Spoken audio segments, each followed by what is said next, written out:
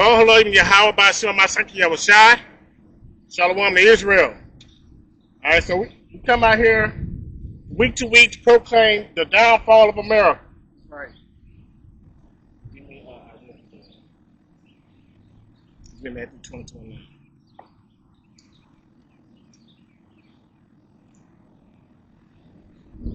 Book of Isaiah.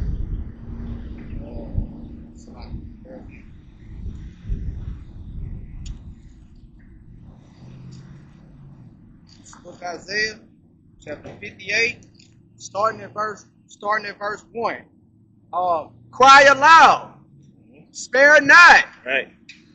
Lift up thy voice like a trumpet, and show my people their transgressions. That's right. And the house of Jacob their sins. So basically, if you're not of Israel, we ain't talking to you. Right. So we asking Israel to please come back and do what's required of them. We say law, statutes, and commandments. Come back to their God. It's the book of Matthew, chapter 22, and verse 9. Go ye therefore into the highways, and as many as ye shall find, bid to the marriage. That's what we're trying to do now, Israel. Trying to get you ready for your bridegroom. Getting you ready for this. Getting you ready for his return. Time. See what I'm saying? And that's the problem. What's going on now? That we too occupied in everything else instead of getting ourselves prepared. But Israel, which I say again, hey, the Lord ain't coming. This been going on for decades. I heard that not too long ago. War been going on all the time. So y'all keep saying the Lord gonna keep coming back. It's the same thing. And we got to do better. And they see these signs, Revelation 11:14, and Matthew 16:4. And we see all this what's going on, and we still won't be hard-headed. Because y'all don't believe in your faithfulness. Go ahead. This is the book of Revelation, chapter 11 and verse 14. The second woe is past, and behold, the third woe coming quickly. We're seeing what's going on right now in Israel and Iran being bombed. Look what's going on in Gaza. And y'all still ain't trying to pay attention? You know what? Y'all used to this. This is the same screenplay. Y'all think nothing ain't gonna go on in these last days. This is the book of Matthew, chapter 16, and verse 4. A wicked and adulterous generation seeketh after a sign, and therefore shall no sign be given unto it, but the sign of the prophet Jonas. Israel, you keep asking for a sign. What's the sign of the Lord gonna make you return? You keep asking, hey, all this is it's repetitive. Y'all think nothing ain't gonna happen? In fact, meat ain't grease. Yeah. Go ahead. This is the book of Isaiah, chapter 55, starting at verse 10. For as the rain cometh down, and the snow from heaven, and return not thither, but watereth the earth, and maketh it bring forth in bud, that it may give seed to the sower, and the bread to the eater. So shall my word be that goeth forth out of my mouth. It shall not return unto me void, but it shall accomplish that which I please, and it shall prosper in the things whereto I sent it. So just because it seemed like a long time, it's been close to 2,000 years since Yahweh Shai came back, that don't mean that what the Most High said ain't gonna happen. Right. The Most High not a liar, and he gonna do exactly what he said he was gonna do. You got Matthew 24:3. Matthew 24:3. Something 14. This is the book of Matthew, chapter 24, and verse 3. And as he sat upon the mountain of Olives, the disciples came unto him privately, saying, Tell us, when shall these things be? And what shall be the sign of thy coming and of the end of this world? Right. And Jesus answered them and said unto them, Take heed that no man deceive you. Right. For many shall come in my name, saying, I am Christ, and shall deceive many. Is this what Yaju doing now? Yaju. Yaju saying he is the Messiah. Not just that, so like it's a brother out in Florida who claiming to be. This man got a book of life. They writing in the book of life with gold ink. Had fooled a sister friend of mine. I had to, man, we argued day and night, me going into prophecy and showing how this man ain't him. There's also a white woman somewhere saying that she is Jesus come back. Man. This is crazy. How many more signs do you need? We see famine going on. Look what's going on in Gaza. I saw a video this morning of a Ghazian child hungry, and he was eating sand to showing the lack of bread that he's getting, to showing you that these pestilence and his family and all this was going on. We see any earthquakes in all different kind of places. How many more signs do you need to understand that we need last days? Eggs $36 a dozen. I'm trying to tell you. And on top of that, the Issachar brothers, they didn't show up to work in Texas to these farms. Sound like a famine to me. Because they were scared. Prices about to go up. So hey, what you gonna do? That sound like a man being scared to go into another city. Hey, to me, man. Oh yeah. It's the book of 2nd Ezra, chapter 13, starting at verse 14. Thou hast showed thy servant these wonders from the beginning, and hast counted me worthy that thou shouldest receive my prayer.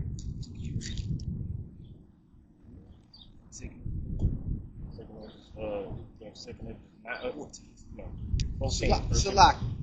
The book of 2nd Ezra, chapter 14, is in verse 13 to 14. And verses 2nd Ezra chapter 2nd Ezra chapter 14, verses 13 to 14. Now therefore, set thine house in order, and reprove thy people. Comfort such of them as be in trouble, and now renounce corruption. Let go from the mortal thoughts. Cast away the burdens of man. Put off now the weak nature. Israel, that's what we got to do. Put up that weak nature and get ourselves together. Also, send your own household in order. Get your kids and your wives together. Make them mind and do what's required of them. I saw some crazy stuff. You know what? I ain't gonna go there. Go ahead. Go ahead. I got you. This is the book of Philippians, chapter 2 and verse 12. Wherefore, my beloved, as ye have always obeyed, not as in my presence only, but now much more in my absence, work out your own salvation with fear and trembling. That's what I'm doing right now for myself. So I'm not only just talking to you, I'm talking to myself too. Right. I'm trying to set myself in order, get myself together. That's right. Because at the end of the day, I got to worry about me. That's right. Right? Because I'm constantly, I be up and then I fall. That's right. Because this fleshly body that I'm in, and this hellhole that I'm held captive to. Go ahead. It's the book of 1 Corinthians chapter 10 and verse 13. There has no temptation taken you, but such as is common to man. But God is faithful, who will not suffer you to be tempted above that ye are able, but will with temptation also make a way to escape, that ye may be able to bear it. All right, so I being tempted in these last days, and I'm saying I've been falling. I'm being enticed. Right. I was in my job, and a sister came unto me, a married woman. She was into swinging and approached me, trying to entice me to come at her. Now, she was so wicked, and I ain't up falling. Not in sin of transgressing her husband, but as my mind.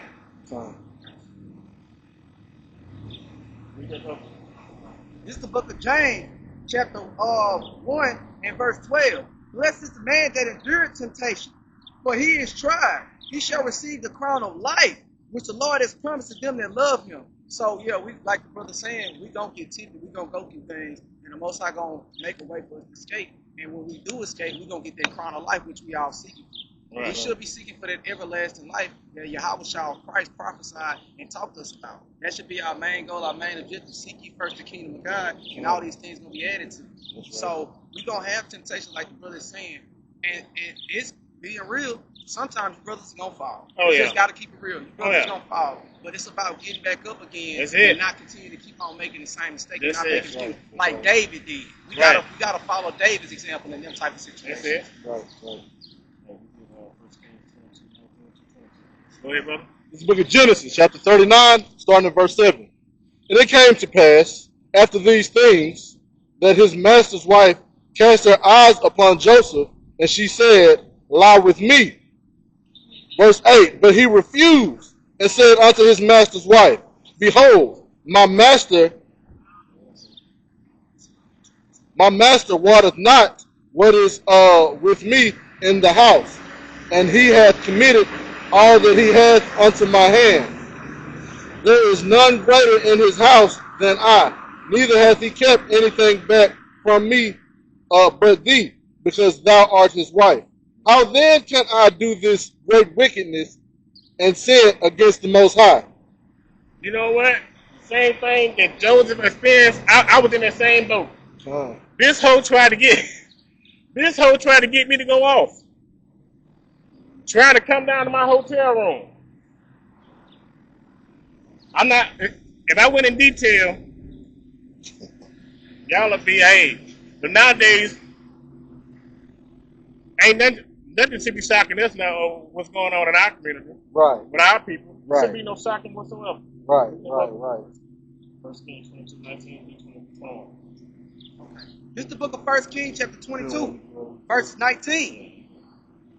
And he said, Hear thou therefore the word of Yahweh.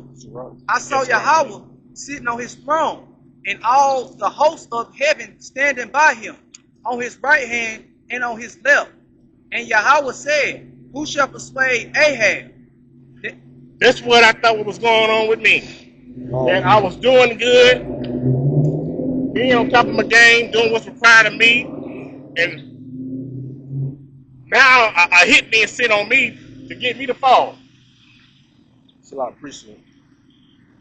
Yeah, a hit got, I'm telling you, the ops came to put a hit out on me. That's what I felt like. And I ended up getting knocked down. Read that. Go ahead, bro. This is the book of Sirach, chapter 2, and verse 1, one of my favorites. My son, if thou come to serve the Lord, prepare thy soul for temptation. I've been tempted. I've been enticed. I've fallen, and I've gotten back up. You know, hey, I guess that's what goes on when you're trying to do good. Everybody trying to knock you down, especially when they hear you're Israelite nowadays. They want to see you fall. I've been told that, oh, y'all brothers think y'all all that. Y'all think y'all want to keep the commandments. I'm going to see, you know what they say? I'm going to get you to fall. Salak, you absolutely right, King. They do that. If I say I'm doing something separate from society because the Lord asked me to, people go out their way to try to justify a sin. Oh, yeah. Or God ain't going to kill you over no pork. You don't know. Yeah. But, so you ain't looking at all these women. Or they'll try to, and the worst thing is, Jake is so wicked in their mind that they can't imagine nobody being righteous or even trying to be righteous. So they're going to project onto you that you're not righteous. They're going to try to convince you that you're not righteous. They're going to try to convince you to commit unrighteousness in front of them so they can say, see, you a nigga just like me. It's a problem being good nowadays. Huh. And I don't understand that. It's crazy to me. And still, in 2025, I still can't get that out of my mind. It's a problem when you try to be a good, righteous man. That's crazy. This is the book of 1 Kings, chapter 22. I'm going to finish off on verse 19. And all the hosts of heaven standing by him on his right hand and on his left. And Yahweh said, Who shall persuade Ahab that he may go up and fall in Ramoth Gilead? And one said on this manner, and another said on that manner. And there came forth a spirit and stood before Yahweh and said, I will persuade him. And I got persuaded. And the crazy thing about it, it didn't matter how hard I tried to get that thought on my mind. And it became magnified even more. And at that time, praying didn't help me. I was overcome with evil spirits that persuade my mind. Crazy. And man, in these days, man, make sure you take time, man, to talk, because these demons is coming, bro. Oh yeah. And you'll fight them out for a little bit with prayer, man. But sometimes you want to call your brother, man. And sometimes, bro, what's the ultimate thing, bro, is fasting, man, to fight that demon. Yeah. I know I'm a big guy, man. But hey, when the going get tough, I'm gonna have to push that plate back, man. When it get bad, and I want to take all the steps because I want to do everything but fast. But I'm gonna call this brother out tomorrow, and I'm gonna tell him what's going on with me. And after one or two little advices, the man gonna eventually say, fast. You gotta fast. You gotta push that plate away, man. When them demons get hard and you just can't fight them, man, the best thing going for you is to fast, man. It's to fast. Deny your flesh. Being in this truth and meeting this brother at the movies has been a blessing to me. Because at first I didn't have nobody else to talk to and tell what my problem was. I had no more excuses now. The Lord sent me two brothers. All praise. I got this is a precept. I'm gonna get St. John chapter 5, verse 14. Now I get 8 and 11, and then I'm gonna get. I want to get another one dealing with that fasting. I'm gonna get St. John chapter 8 and verse 11. And Yahushua said unto her, neither do I condemn thee. We're not really trying to condemn. We ain't trying to put nobody to death. We know all of Israel went off, and it's a time and place for that. You got grace right now. So in this period of time where you're not getting condemned to death, at least getting put to death, because a lot of these sins like adultery, you get put to death for. So you're not getting put to death at this moment. So we ain't out here to condemn you or damn you or put you to death. But we want you to do this. If you were in the life of sin, go and sin no more. And what the brother was saying earlier about fasting and about praying, I want to get something on Christ saying, speaking about that as well too. In the book of St. Matthew chapter 17 and verse I think it's 21. This is the book of St. Matthew, the book of St. Matthew chapter 17 and verse 21. Howbeit, this kind goeth not out, but by prayer and fasting. Right. Man. Some of them demons so strong, bro.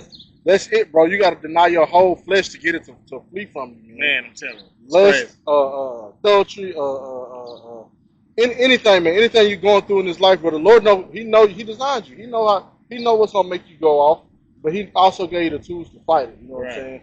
Push that thing away. Tell your flesh who's boss, man, with that fasting, man. It's like it. That go back to what the brother we brought out earlier in 2nd Ezra chapter 14, that weak ass nature. Y'all gotta put this shit off, man. Y'all gotta let that shit go. Y'all gotta cut that flesh off. That's a weak ass nature. You a new creature.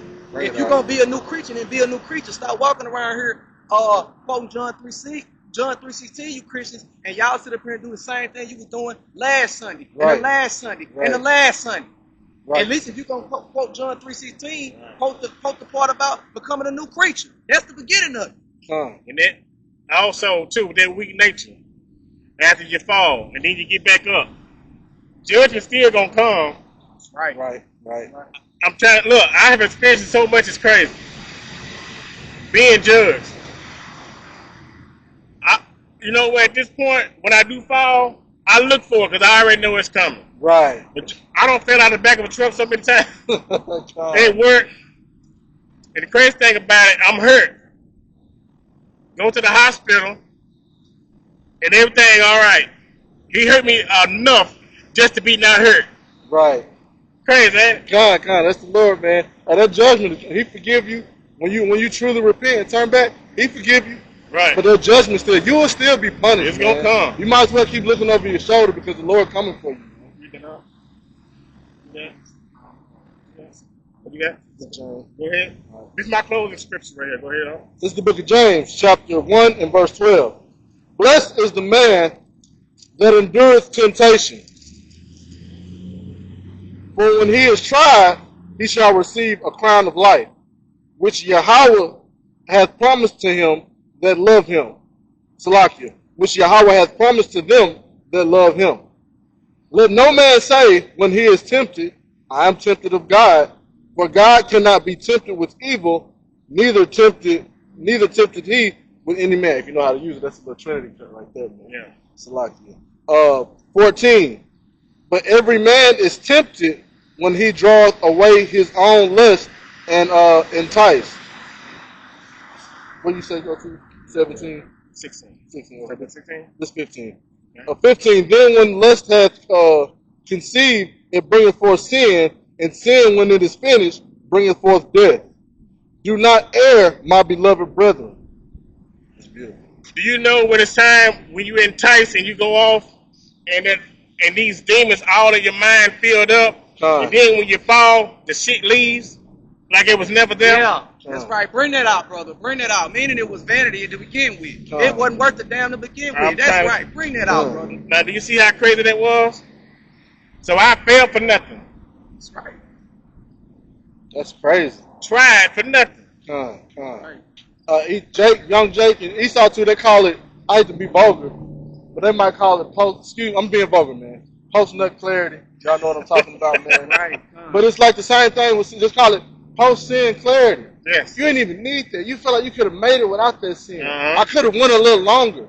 I could have went further. I could have did much more, but I gave in and I failed, man. Don't fall, man. Don't be tempted, bro. Hey, man, the devil doing his job. He damn good at it, bro. Like the brother said, man, turn from that old bitch ass nigga you used to be, bro. Leave that nigga behind, man. 'Cause that nigga hates you and he wants you to die. Right. Because look, I don't want to keep going back to my vomit after telling the truth, being washed. That's right. But hey, y'all, this is my time. My first time speaking. I prayed about it. I'm going to say, hey, call on Lord, you can have my speak to a side. I yield to the next speaker.